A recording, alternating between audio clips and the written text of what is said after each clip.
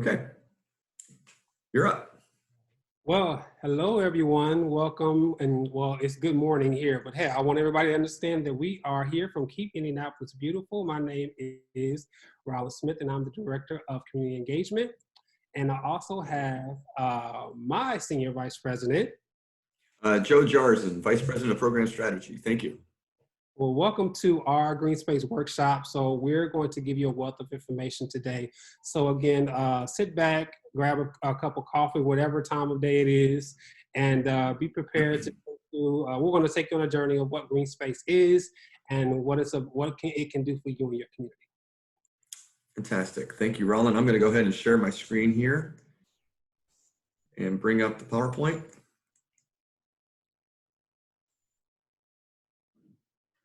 And hopefully you can see that now. Is that coming up, Roland? It looks great. Okay. All right. I'm going to go ahead and hide my self view here, and then we can start our conversation. Thank you, everybody. And thank you for your interest for our IPL Project GreenSpace program. This is a program in which we're working to create functional, beautiful, resilient, and distinctive places by doing that work with you guys. And so we pride ourselves on receiving applications from the community as this is a grassroots-driven program. We like to help create these spaces, but without you guys coming to us with the ideas and the places, we don't get very far with this project. So let's dive in and kind of talk a little bit about what the IPL Project GreenSpace is about and how you might be able to plug in and take advantage of it. So first of all, the whole notion of this program is about placemaking, community building, and helping restore our urban environment to be a little bit more natural and respective of native plants and animals. So we're trying to connect people to nature as we do this. We're creating vibrant places as we do this. And as we do this, we're working together and creating something that will be around for quite a while for our communities to use and enjoy. Placemaking for KIB. This is a big topic right now across the country. A lot of people are doing this work, and they're doing it in a variety of different ways. But for Keep Indianapolis Beautiful, placemaking means a variety of things. Some people across the country call placemaking effective when it is lighter, quicker, and cheaper. And that is oftentimes the case. Sometimes I like to joke about the fact that sometimes KIB, we're heavier, slower, and more expensive. But what's good about it is that we are taking our time to work very closely with communities to make it work. Effective placemaking is all about trying to keep people's eyes on the street, like Jane Jacobs used to write about, helping create a safe community for us to enjoy and bringing the community together to work together towards something that is important. We were talking about grassroots-driven projects. What we mean by this is that these are projects that are starting in the community. You guys are coming to us and helping work with us to come up with an idea that you want to create that will help benefit you and your neighbors. And there's always the debate over whether this is form over function, if it's the beauty that we're focused on versus the actual function of the space, or is it the other way around? And for each of us, that's maybe a little different. Depends upon the project.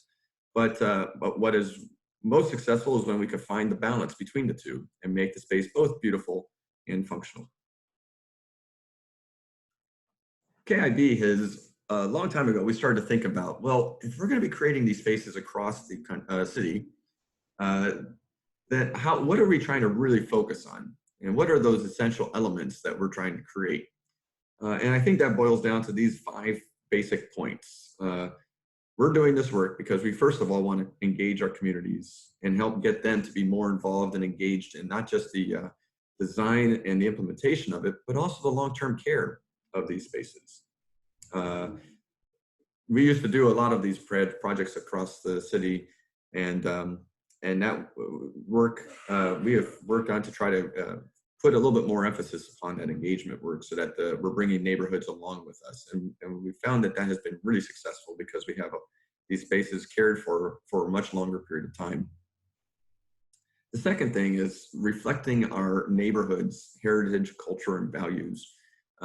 We don't have a design that we have in the desk drawer that we can just pull out and place upon any community across the city. We understand that neighborhoods are different. Even though we're one city and we all share this common identity of being in Indianapolis, each one of us are different in our own ways, and we all have different approaches to our work. And we want to have that reflected in these spaces and have your neighborhood identity reflected in that.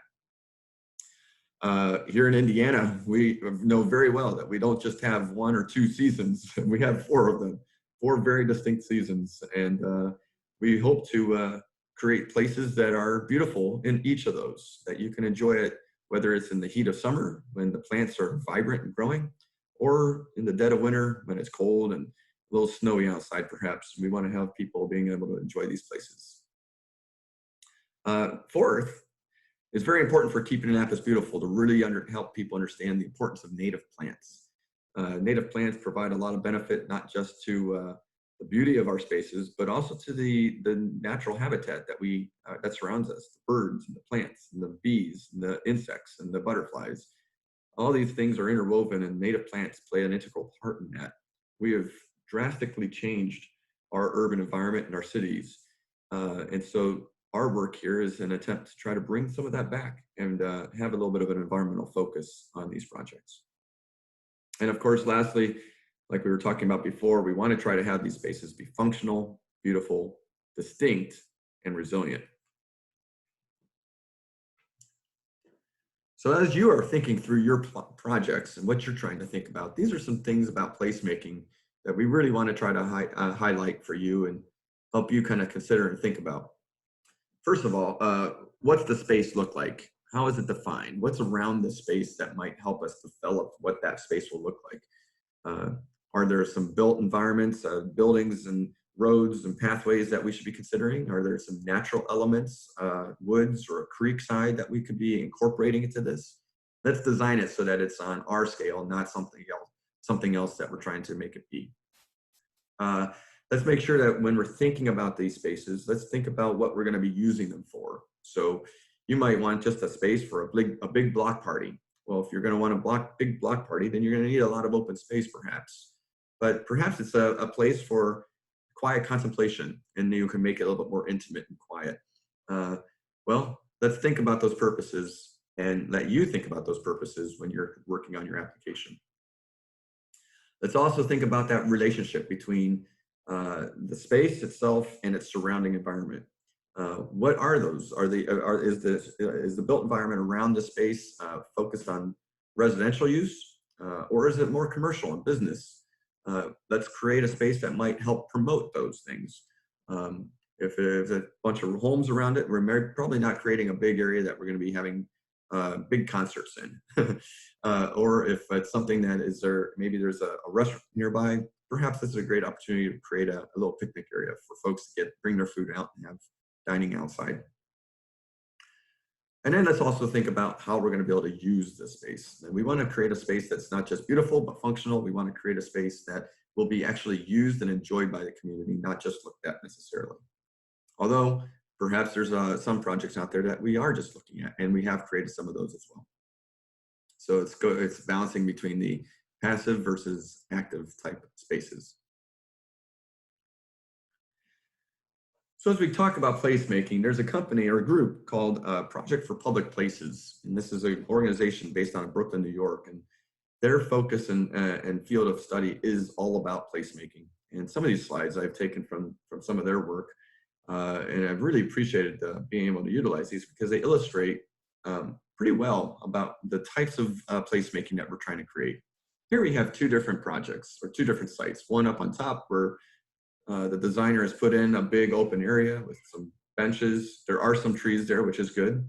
The activeness in this space seems to be not as busy as the one down below, where you have a lot more on the human scale, a lot more interaction, a little bit more place for congregation. You can see the shade on the sidewalk, so there's a lot of space where people are congregating in the shade versus up above, where in the sunlight there is not a soul to be found. You have kids on bikes, people walking their dogs, shopping. When we zoom in on that bottom photograph, we can start to see all the various things that are happening. And what Project for Public Spaces likes to emphasize is this power of 10. You have great, good placemaking opportunities when you have at least 10 things to do in a particular location. So here you have, in a matter of just a short distance on one sidewalk, 10 different things that you can do in that space. And what this creates is an opportunity for gathering, people being around, creating a safe environment, creating a space that what we're trying to get to with this area, which is interaction and enjoyment of each other's company.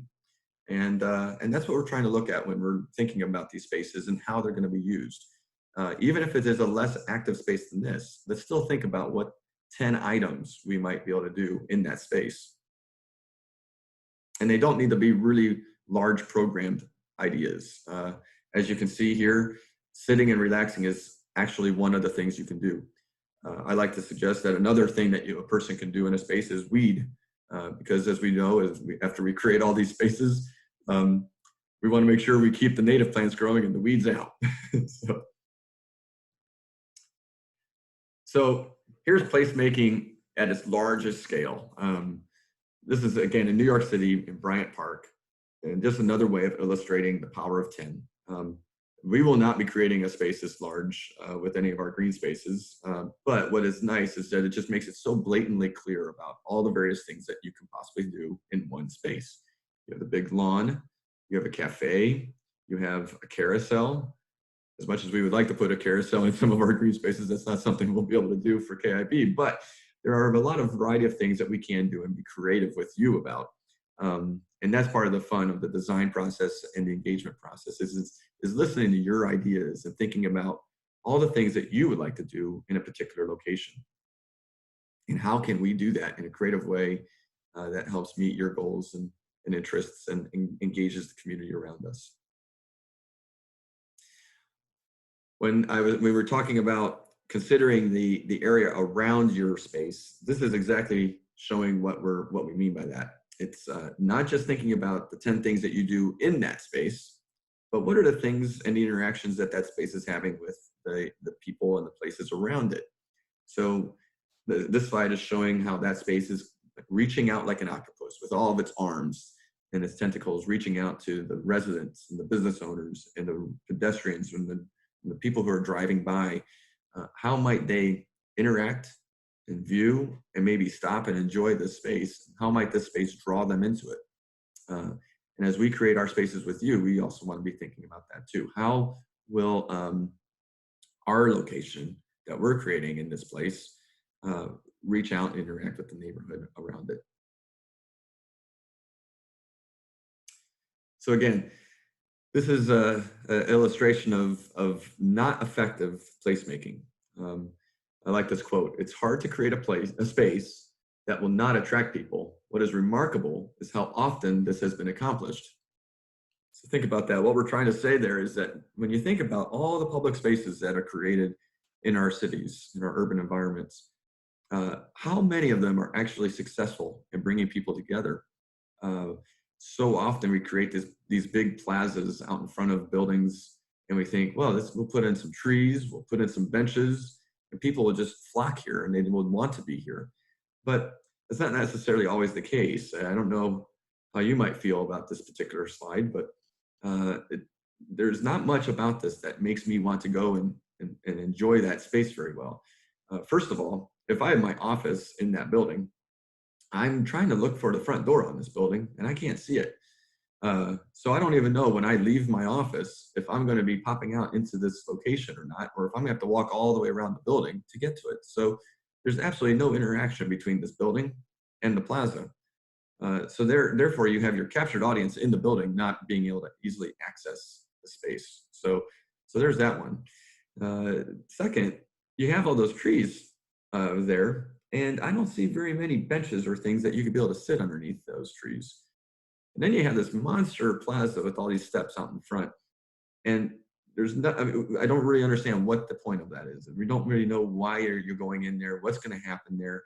It doesn't seem to be any interaction with a stage, like this is made up for a large concert hall or whatnot. Even if it were, that is concrete. I'm not quite sure if I want to be sitting on concrete on my blanket. It's an uncomfortable area. So the point is when we're creating these spaces, we really got to understand people's needs.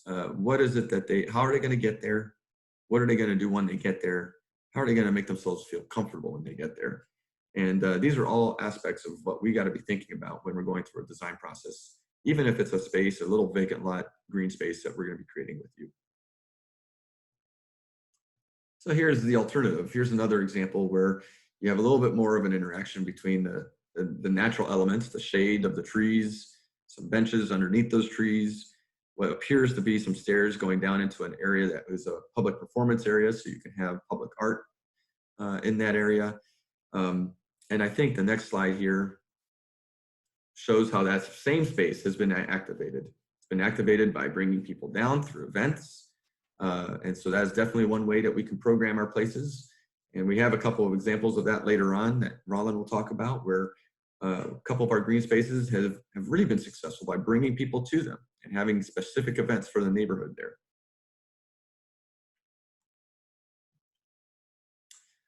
We won't stay on this slide too long, but what I'd like to talk about in this particular slide is basically kind of how we expect our process to go with our design work with you. So don't feel like you need to come to us with all of your ideas all clearly defined and outlined. That's part of the process that we will go through with you. But having you spend a little bit of time thinking about it before you make your application is always helpful to us, because it allows us to better understand what you're trying to accomplish. And so when you look through this process, what we like to say is that KIB is basing our placemaking development, leading that through community-based leadership. This means that we are going to start with you guys. Everybody who is working with us on this is going to help tell us what you want to see in your space, not the other way around. And that's going to be happening in a variety of different ways. First, you can see at the top, you want to define your place. So tell us where you're going to be putting this green space. You want to identify those stakeholders, and that's a process that we'll work on with you if you are awarded your application. Let's identify the people who are going to be helpful. Let's identify the people who may not be helpful, and maybe we need to be reaching out to them and see if we can answer their questions and have them become more engaged in this project. We'll need to evaluate the space, and I'm going to talk a little bit about that here in just a little bit. We need to identify any issues that we might need to be aware of. We also need to kind of understand our vision. What is what's the space going to be used for? What are those short and long-term opportunities that we want to accomplish with this? And then lastly, we always have to make sure we're considering how we're going to be taking care of this space, both in the short and in the long term. KIB has placed heavy emphasis upon long-term care and maintenance of our spaces. In fact, so much so that we've created an entirely new program called our GreenSpace Sustainability Program, where we will work with you for 2 years after very closely to helping make sure that you and your other neighbors are understanding what needs to go into maintaining these spaces. And then we'll hopefully remain and keep engaged with you for the duration of your space. So here's a couple of before and after shots that we wanted to share with you guys, just to kind of illustrate some of the ideas and projects that we've worked on in the past to give you a little bit of an understanding about what we're looking at. So here is Page Booker Park. This is in the RMS 10 or the Rivoli Park neighborhood on the east side. Obviously, like any good before shot, we like to take it on the worst day possible. There is some sun there, but lots of flooding that had happened there. So when we came in, we worked with the neighborhood, figured out what we wanted to do. This was back in 2007. You can see that in the caption down below. Worked with them, figured out what we wanted to do. And we ended up creating this beautiful space with the neighborhood. It's a playground, picnic area. There are some girls in the back. Paige Booker was a young girl who had died in the neighborhood. And so it was really impactful to the neighborhood to remember her and remember the memory of her. And so this park is a tribute to her memory and to the youthfulness that she represented and brought to that neighborhood. As you prepare to apply for your project, here are some things that we wanted to keep to help you think about as you prepare your application. First of all, like we've said, we need you to identify your project. It could be a vacant lot that you'd like to turn into a pocket park. Could be a median in the middle of the road that you would like to turn into a green space. We've done that down in the Bates Hendricks neighborhood on New Jersey Street. There's a large median there that we helped work with the neighborhood on for a green space. Maybe it's going to be a combination of a variety of uses, including all these, meditative, recreational, gardening, so forth. Next thing you're going to need to do is to identify your team. It's going to be really important to think about that you're not just doing this alone. In fact, if you are working on this project alone, we will probably not award this project. This needs to be a team effort driven by you and your neighborhood, with lots of individuals being involved and providing input. One person won't be able to maintain these spaces when we're finished with it, and neither will we be able to be creating a great space that will be reflective of the neighborhood if we only have you working on it with us. We need to have a team of folks. And then lastly, let's think about the connectiveness. Let's bring neighborhood leaders who can have lots of expertise, people who might have some resources and skills that might be able to help contribute towards the creation of this space. Maybe some businesses and churches or other organizations that you are aware of and have great relationships in your neighborhood who would like to be involved. So here we have the Windsor Park Gateway team that came together. This was the initial team of folks who were involved, although the team was much greater than these 5 individuals. In fact, the property owner who lives in the house in the back of that slide was very integral in the long-term maintenance of the space. And you can still see this space and some of their other locations today. And this was a space completed over 10 years ago, which is just hard to believe, but it still looks beautiful. And when you're thinking about your team and your neighborhood, let's think about your capacity. As I was saying, KIB does provide a 3-year commitment to our projects. That's 1 year to create and 2 years to provide maintenance support. We're right there alongside you. We do remain alongside you long after that 2-year period, but during those 2 years, we're really a little bit closer of a relationship than afterward. So that's really important to keep in mind. We also got to think about what the commitment is from your neighbors for the long haul on this project. Of all of our programs, this is probably the most intensive project or program that KIB has because we're creating a big space. It's basically creating a small park. And when we create that, these parks need to be safe and inviting and attractive for people to come in and use. And so that's going to take a lot of work from you and your neighbors to be involved. And so we want to make sure that we are having the commitment of a lot of individuals here to be involved. And we don't want to create a space that's going to be too much for you to take care of. So that's why the conversation is so important to have you alongside us to help us understand what is it that you can actually help maintain and how will you actually do it.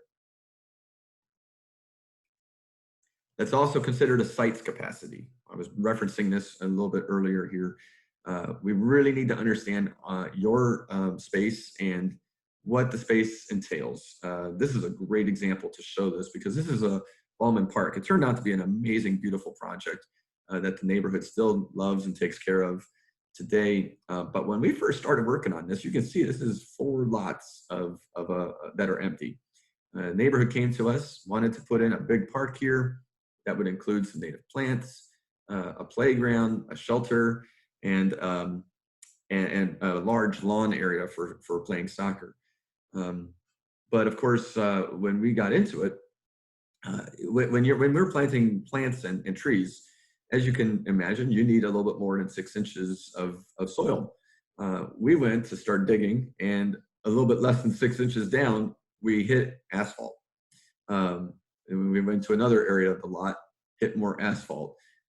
Again, asphalt was throughout this whole area up until you see where those trees are, which would have been the vast majority of where our plants would have been. And so this was a big surprise for us, a learning curve for us. Luckily, at the same time as we discovered the asphalt, somehow, serendipitously, we met a company that had reached out to us and wanted to donate some of its services. And that company happened to be an excavation company. So I don't know how that happened, but that company came in and was so helpful to us to remove all the asphalt that was underneath this lot. Some of that asphalt included some foundation work from an old substation that was back in this area. And we tried to bash up those foundation pieces as best as we could, but realized we weren't going to be able to get them out. They were way too heavy. We could push them around, but we wouldn't be able to remove them. And so we worked with the excavation company to properly place them here in the corner, which could, one, work as functional, be a functional purpose to help protect this back area where the playground would be from any cars that might be coming down that alley. And so that would be one thing. But it also served as a way to be beautiful in a way, because the group that we were working with in the neighborhood called themselves the building blocks. And in a way, these blocks kind of represented the building blocks of the neighborhood. And so we kept them, and both from a symbolic and a safety perspective. So it worked out actually quite well. Here's a biggie. Let's not do any work on property that we don't own ourselves or that the property owner is not involved with. We will require all of you guys who are working with on property that is not owned by you to be signed by the property owner. We don't want to get involved in a project and then have the property owner come out and ask us what the heck's going on. Also, we also don't want to we want to make sure the property owner is very clear about what's going on, so that they can be expecting to help be supportive of the space for quite a while. There was a project once, in fact, where we were working with the property owner, so they were right on board with us. We put in a beautiful green space with them. It was a little pocket park with some native plants and so forth. A few years later, all of a sudden, the property owner actually owned a business right next to the park. A few years later, unfortunately, that property owner felt that they needed to have additional parking, and so they mowed over the green space and put in a parking lot. Fine for them. Unfortunately, it was not fine for us or for the neighborhood, as we lost that big investment. So not only is a property owner asked to sign the MOU, Memorandum of Understanding, to be supportive of this project, but also we want them to be involved with the process and be committed to holding this space as long as we possibly can, so that way the neighborhood can really enjoy it for a long time into the future. When we're reviewing our projects, one of the ways we try to take an objective approach to our review is considering what our other resources are around the neighborhood and around this green space. And so we at KIB like to map a lot of things. And so we have a number of dots on this map here showing you a variety of elements that we consider when reviewing these projects. So these are things that you might want to think about as you put together your project. Consider if you're in a reconnecting to your waterways priority area. Maybe you are in a quality of life neighborhood. We would also like to know just kind of what kind of involvement and investment KIB maybe has had in your neighborhood already. You know, do we have other volunteers who have helped us plant trees or led great any cleanup projects, or our adopt-a-blockers?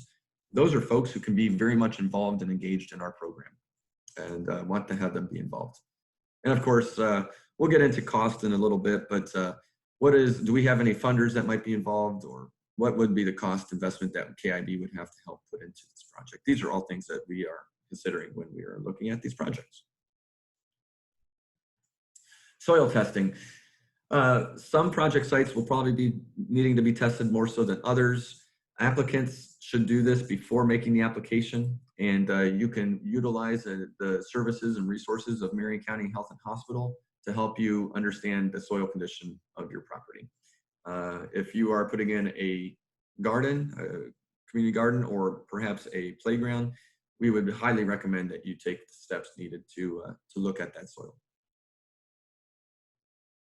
All right, I'm going to wrap up these last few slides here before handing it over to Roland with just a quick overview of our GreenSpace program values. Again, when you go onto our website, you start to fill out the application, the first few questions are all going to be focused around the program values and how your space meets these. So the first two are about placemaking and community. We've talked a lot about placemaking already. Again, this is all about how we create a design that will promote the interaction, raising the broader spirit and aesthetic of the neighborhood. How do we do that in such a way that will be helpful in promoting your neighborhood and its heritage? And community. What will this project do to help bring together neighbors and residents together? How might it create new partnerships between your neighborhood and businesses or churches and others in that neighborhood? And let's talk about both of those things. Let's highlight those ideas in the application. Of course, from Keeping Annapolis Beautiful's point of view, one of our biggest focuses is on the environment. And so you'll receive a half a point for each one of these pieces: air, soil, water, invasive removal, the impact on wildlife like the birds and the bees and butterflies, and the element of change. How big of a change will we be seeing out of this project?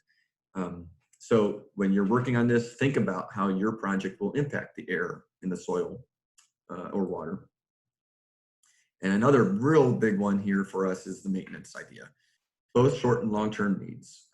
If we're going to be planting plants, we're going to need water. So where are we going to be accessing water for watering these plants?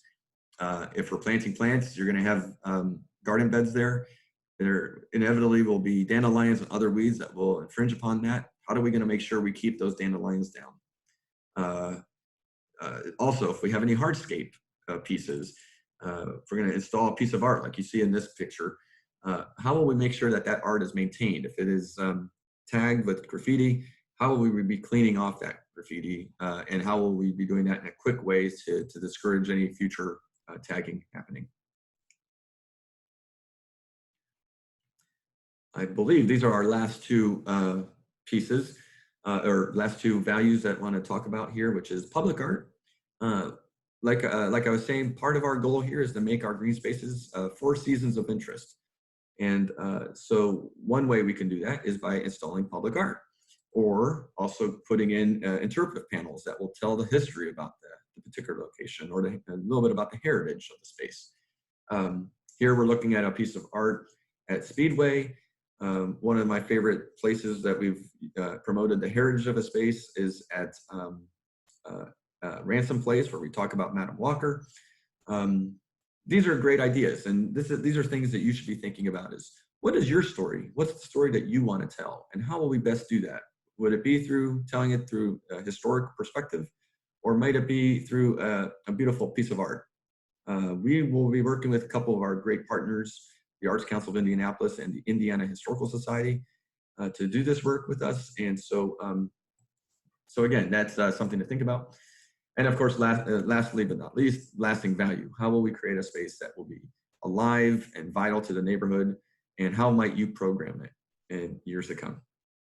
So I think that covers that for me. At this point, I want to hand it back over to you, Roland, and you can kind of walk us through the example of Devington. Thank you, Joe. That was a wealth of information, and it will definitely make your application very competitive when listening to all the information that Joe gave you. And right now, I want to take you through the journey of actually putting and implementing a green space within your community. So today we're going to use a very good example over at Devington Transportation Hub. It's in the Devington community. We're on the east side.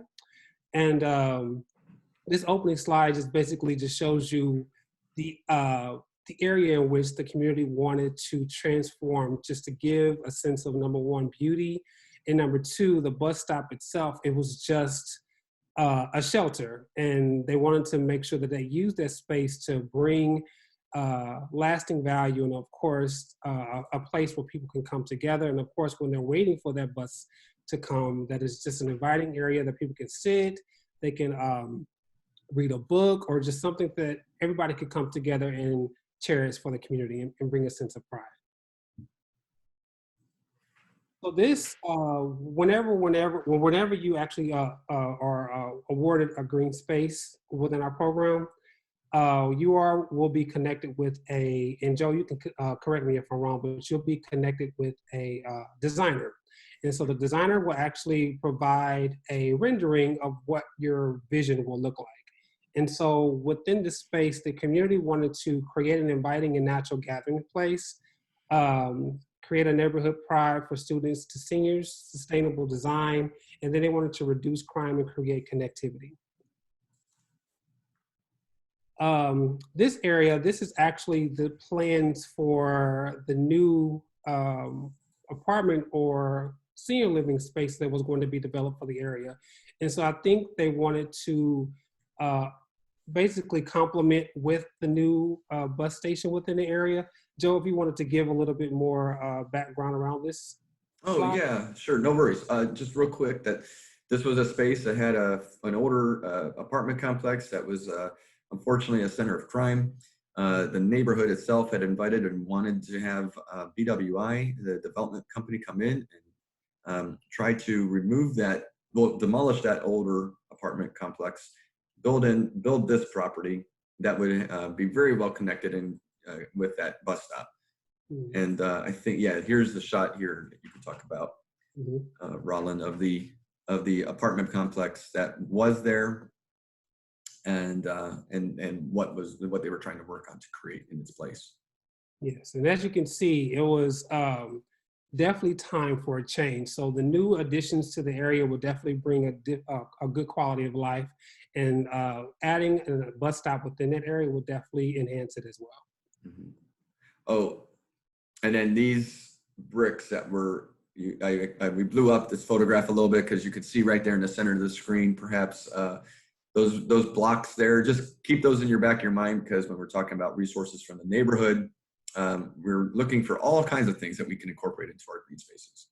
So I Perfect. think the next slide will maybe show those in a new design. Awesome. So yeah, what Joe was alluding to was those. Well, the community wanted to make sure that they had something from the past that represented within the future of the project. So you see how the designer put together the cinder blocks within the project, and I thought it was a very artistic approach of how they included all of those aspects from the neighborhood of old, and make sure you bring it into the neighborhood of the future.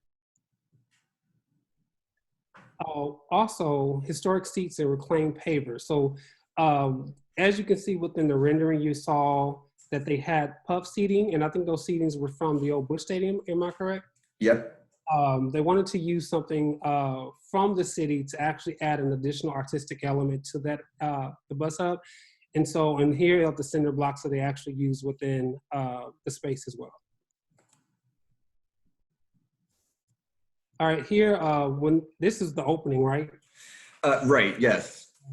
Oh no, this was actually the ground digging, or the groundbreaking for the apartment complex, which was also helping us gather support and excitement about the bus stop itself too, Oh, raising awareness about both projects. yeah, this is great. So you see who was all involved. Everyone came to be a part of the project, especially those that came from the community, and a couple celebrities as well, and of course, back in the day, the mayor. Yeah.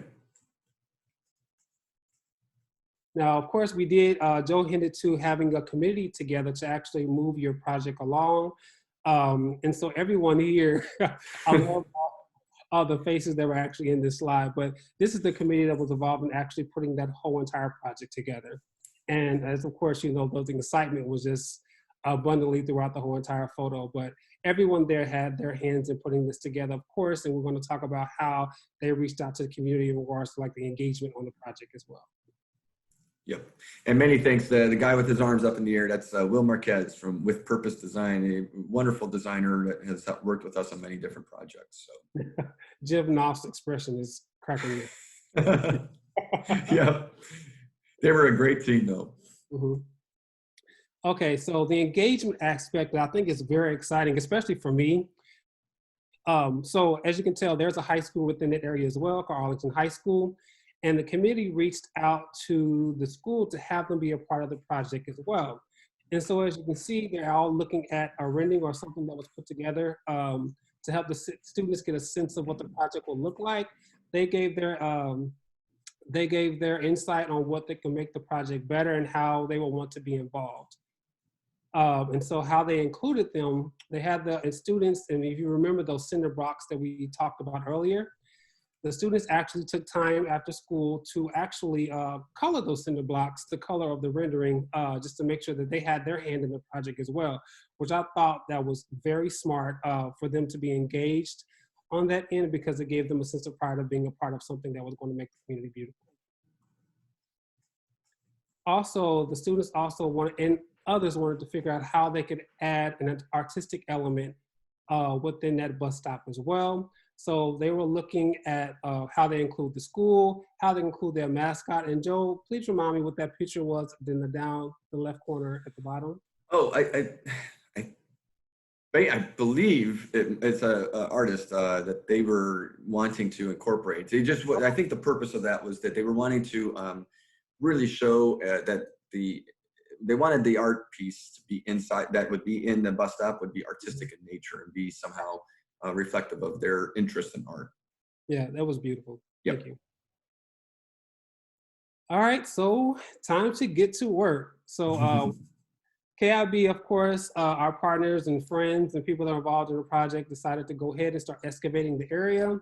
So as they get to work, you'll definitely see how we brought out many people that are key folks within their work to help. So we want to make sure that not only the community was involved, but we brought out people that would actually want to make sure the project was actually done right. And so, Joe, if you want to speak to anyone in particular that we needed to make mention in regards to like the type of people that we put on the project, just to make sure that. Oh, well, once we get into this part of the project, we're going to have Ethan Olson, who's our director of native landscapes, be very much involved. He will be with our team of folks on our staff leading the implementation, and we'll be communicating with you to help you guys as volunteers understand what kind of work we'll be doing at each workday, and help you get the right information so you can recruit the right volunteers to come on out on any given day and be part of that implementation process. Yeah, so you can see here, work can be of all sorts of levels. So you see those cinder blocks that those students were working on, they're going right into the project, and as you can see, they look absolutely beautiful. So again, as they're putting in those cinder blocks, we have people around in the area also attending to the GreenSpace as well. I guess you can go to the next slide. Sure. Mm-hmm.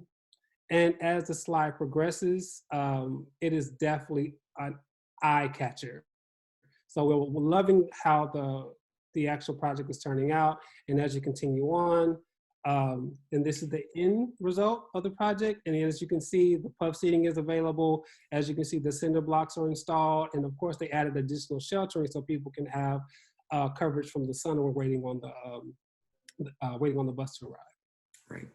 And then the art was also included there. You can see a quote from Maya Angelou, and then the butterflies, and there's a little caterpillar. All those things were added in afterwards to kind of help represent that artistic piece that the students wanted. Absolutely beautiful. Okay.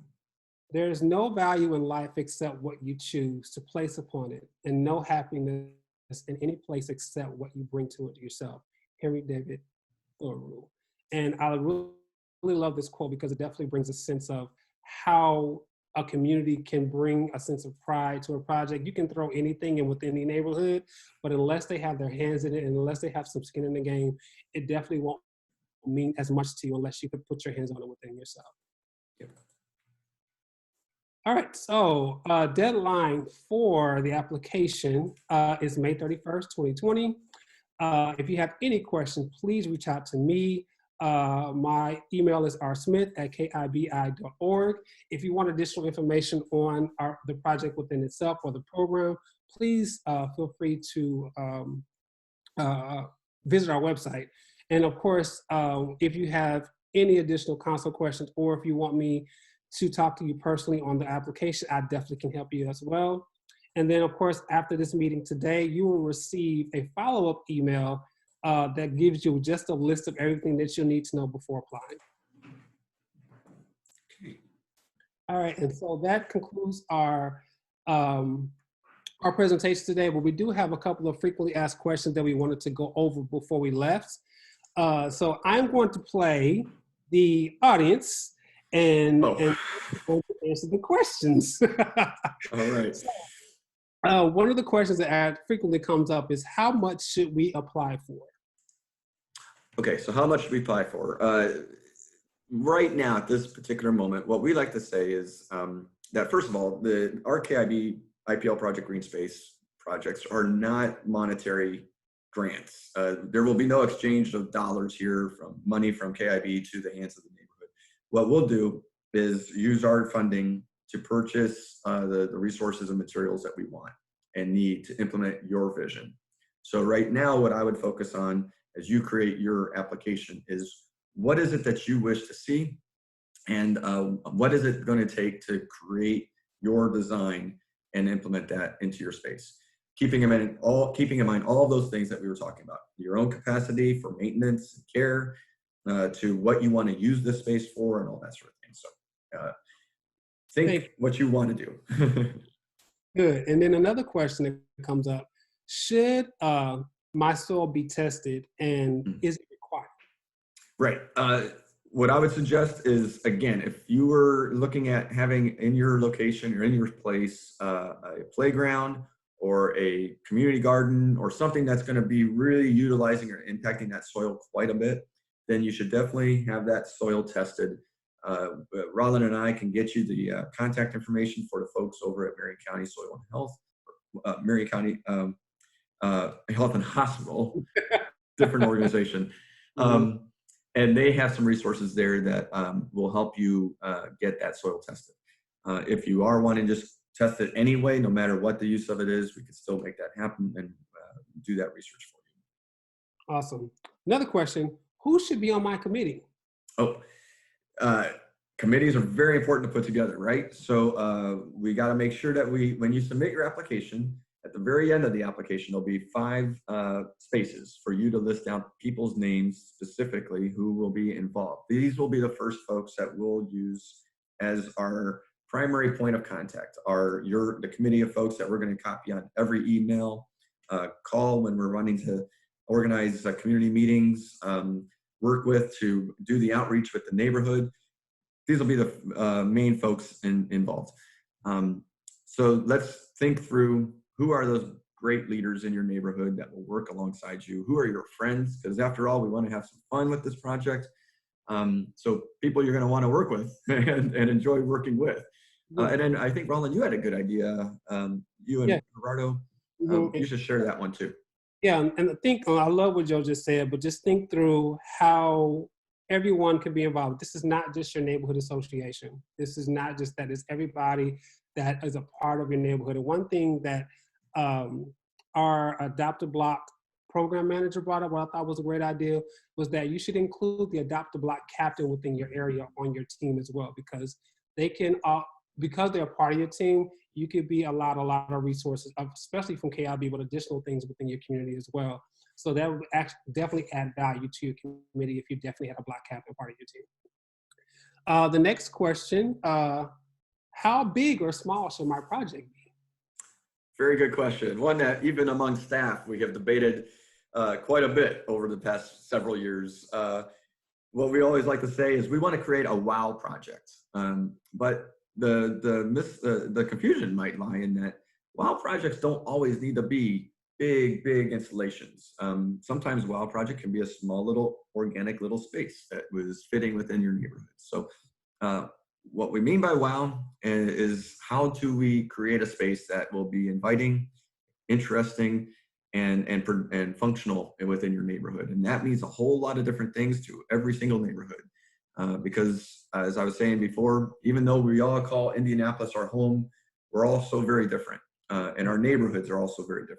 And so what might be important to one neighborhood isn't necessarily always what's important to another.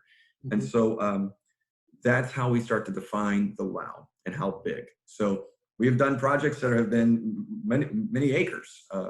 Beach Grove, I think, with the Benedict Inn is a pretty large space. Lots of native plant installations that have gone on there. But there have been some other projects that have been quite a bit smaller. Ringgold Park over in Bates Hendricks. It's a small little park that we worked with the Indy Park system. But it's what works for each of those neighborhoods and what they were hoping for. And so really the focus for this answer is think about what you want, what your neighbors would want, and what the space actually can provide, and build your idea and your dream from that. Well, thank you. Also, how are the Arts Council and the Historical Society involved? Right. Again, when we get into that notion about public art, creating a space of 4 seasons of interest, we want to have these spaces offer more than the native plants and the trees that we're going to be bringing in there, more than the pathways and other hardscape elements that we're bringing in. We want to have it be something that could help celebrate your neighborhood in a new and creative way.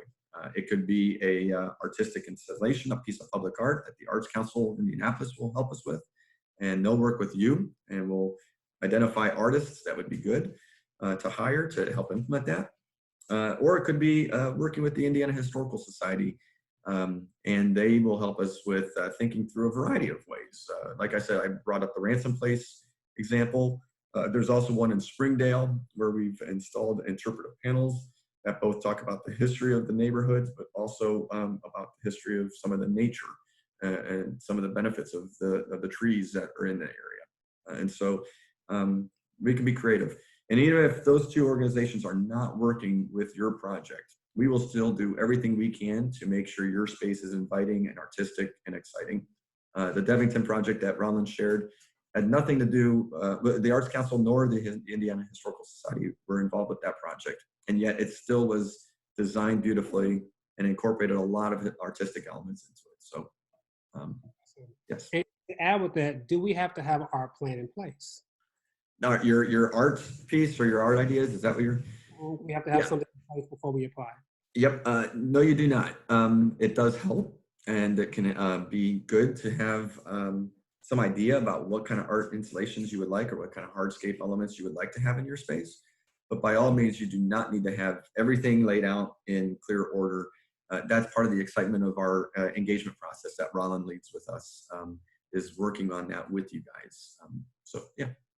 And the last question, what is the importance of having a maintenance plan and a team in place? And one thing why I wanted to bring this up, because a lot of our older projects, we found that because time has went by, and then the place, because there is no one there to actually maintain the space, how it suffers. So I would love for you to speak a little bit about that. Right. Yeah, just briefly stated. So before I came to KIB, which was in 2011, I believe, KIB would do a lot of these green spaces. They were much smaller green spaces, and we probably did about 40 of them each year. They were all very beautiful projects, very great. Sometimes the projects weren't necessarily as rooted into the community and long-term investments as they are today. And in those cases, some of those spaces really kind of fell apart and stopped existing. We don't want to see that happen. We don't want to have a space just kind of fall apart in a neighborhood. It doesn't give the neighborhood a whole lot of sense of pride and appreciation. We want these spaces to be not onerous or heavy on the capacity of a neighborhood. We want them to be supportive of the neighborhood. And so we want to think through, how do we create a space that a neighborhood can take care of, enjoy, and be involved with for the long term? So we reshuffled around our approach, and now today we do about anywhere between 3 to 6 projects each year in our GreenSpace program. This allows us a little bit more time to spend in the engagement process, in the design process, and creating a place that you guys can help maintain to the best of your abilities. And so that is the purpose of creating the maintenance plan, so that way we all understand what there is to maintain and who will actually be doing each part of that maintenance.